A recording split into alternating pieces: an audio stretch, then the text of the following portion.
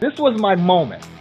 And I said flat out to Terry, I said, look, he says, well, who are you? I said, well, I'm the guy who can do everything that you need to have done in your studio.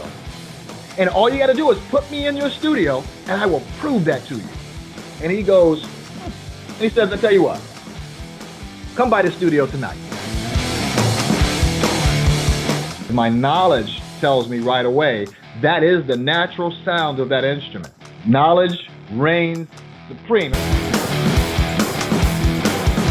People just really need to find a way to say, look, this is what I need to do this project, somebody with experience. Because I'm an artist, I want to focus on being an artist. They're a studio, I'm going to focus on letting them be a studio. They're a label, I'm going to focus on letting them be a label. Hello everybody in the OLLO community. My name is Ragulic and I'm the co-founder of OLLO Audio. Today we have Jeff Taylor with us on the line. How are you doing, Jeff? I'm doing fantastic, Rock. Lionel Richie, Janet Jackson. I mean, all of really cool names. So how did this really happen? I understand that you were like into technology really strong and you had some niche knowledge that maybe opened the door. But how did you get to really work with these artists? I moved from Buffalo to New York City.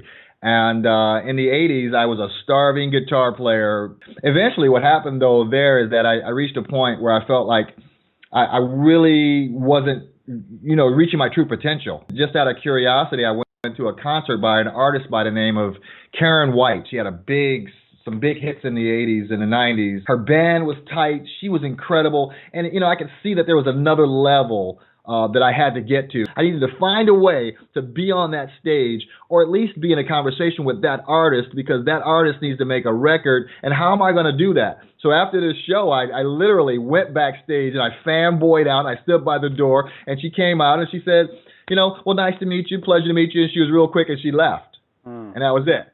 6 months later, I got an invitation to move to Minnesota. So my sister had relocated to Minneapolis. I was there for maybe a month, and I go to a shopping mall. I'm just out at a mall.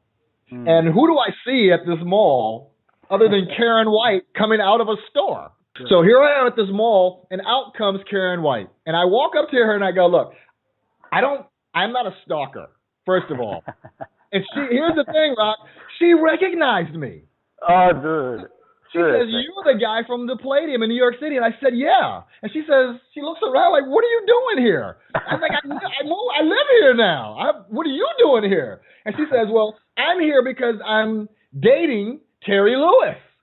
And at that moment, she turns and Terry walks out of the store, walks over to join us. And she says, Terry, this is Jeff. Jeff, this is Terry. And Terry Lewis is standing there, and he's looking me up and down. And he's going, "Who is this guy talking to my wife and why? My future wife?" And I said to him, and I realized, Rock, that this was my moment. And I said flat out to Terry, I said, "Look," he says, "Well, who are you?" I said, "Well, I'm the guy who can do everything that you need to have done in your studio. And all you got to do is put me in your studio, and I will prove that to you." And he goes, and he says, "I tell you what. Come by the studio tonight." Beautiful. I went by the studio that night. They put me in a room. I had never been in this room before. It had a Harrison British console. I think it was a Harrison M4. Never seen this thing before. Okay, but it was cool.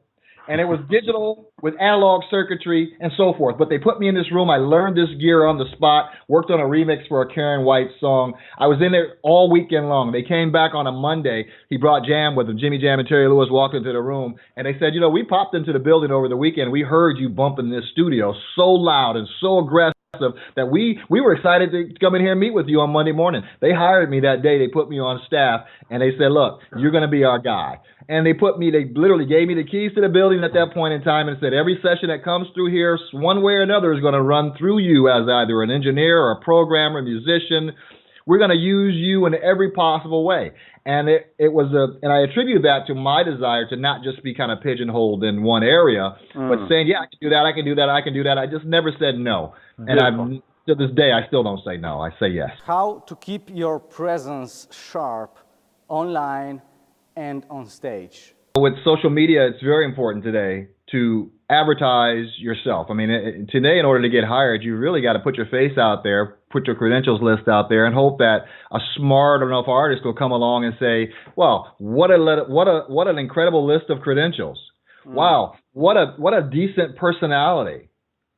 This is the kind of guy that I want to work with. So people aren't going to know that you exist or have those credentials or you're that kind of person unless you tell them. In today's market, you've got to literally go on Instagram and Twitter and say, "Hey, I'm really cool. Look over here at me." And hopefully they'll look and they'll see something that they find interesting. And if they look at your history, maybe they find something along in your history that makes them think, this guy could probably do for me the same thing he's done for all those many other artists that he's worked with. Can you actually compensate the lack of gear with knowledge and experience? Let's say an artist, a violinist walked into your studio and said, "Look, I'm the next greatest thing and I want to do an album." And you've never recorded a violinist before, so you have no knowledge of this violinist, right? However, if you ask the violinist to play and they start to play in the room, you hear the sound of the violin. Your first thought shouldn't be, what piece of hardware do I need to capture that? Because between my ears and that violin, there is no hardware right now, and it sounds just the way a violin is supposed to sound. So I'm gonna go away from. I'm not gonna reach for a compressor or an equalizer, God no, or anything like that. I'm gonna reach for a microphone that I know will record this sound in its most natural way. So now what I've done is I've taken that, recorded that natural sound, I've got it on tape, and people hear it and they go, "That sounds just like a violin."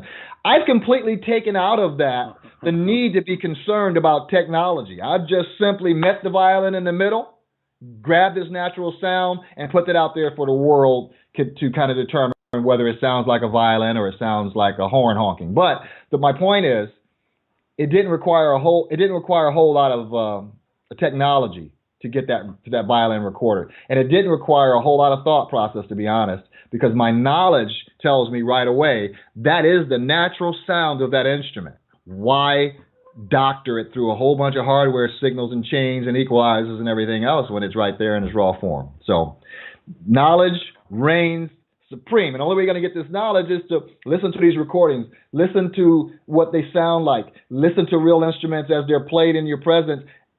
Figure out for yourself, do I need to do anything other than put a microphone? There have been times when I haven't done anything but put a microphone in front of a player. And that's using your experience over hardware. Let's try to boil this down. So you've got the knowledge on one side, you got the gear on the other side. I mean, it's all kind of available. The gear is getting cheaper and cheaper.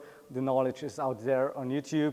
So if you really lock yourself in and really dive into all this and figure everything out, what is the last missing piece to actually make it and be successful in the music industry? I've watched where gear was completely unaffordable. Like I told you, I didn't pay my rent for 2 months just so I can buy a drum machine. Okay? So there was a period where you couldn't afford anything. And then all of a sudden, everybody can afford everything. Well, that doesn't change the fact that there are still only a handful of super creative people who know what to do with that stuff when they get it. That remains the same. Now you've got more people muddying the waters because a guy like me who typically, was hired because a guy didn't want to dare record himself. He would call me. He's now recorded himself. And he may go through a process where he does it successfully. Or he does it, he gets to the end of it and he goes, "This is crap." One or two things happens. He either calls me to rescue him, or he gives up. He never finishes that project, right? So I'm suggesting that people just really need to find a way to say, look, this is what I need to do this project, somebody with experience. Because I'm an artist, I want to focus on being an artist. They're a studio, I'm going to focus on letting them be a studio. They're a label, I'm going to focus on letting them be a label.